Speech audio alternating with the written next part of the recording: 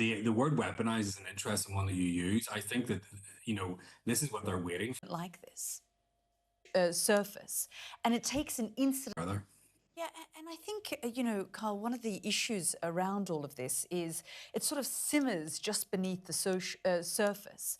And it takes an incident like this for those far-right elements that you're talking about to weaponize a moment like this. Well, the word weaponize is an interesting one that you use. I think that, this is what they're waiting for. It's almost like they sort of set the trap and then the trap is fallen into. There's no doubt that the changes that immigration have brought to all communities, including in Belfast, have posed challenges, and they do pose challenges. There's no denying of that. There's a lack of funding of public services here in Northern Ireland.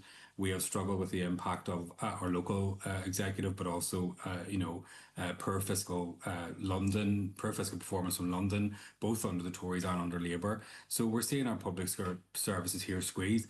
I was talking to people today, for example, who were residents who were, not directly affected by the attack, but were shocked by it and feeling a bit anxious and had tried to call their GP and couldn't get through. So that's a sign of what we're dealing with here. But that's not the fault of immigrants, and it's not the fault of people who come here. And that's where the major issue is there to be discussed and debated. And we can do that, but what people can't do is go out onto the streets and protest and break the law when they do that by setting fire to public transport infrastructure, buses, setting fire to streets. And as I've seen videos of some people, smashing doors in of people's homes.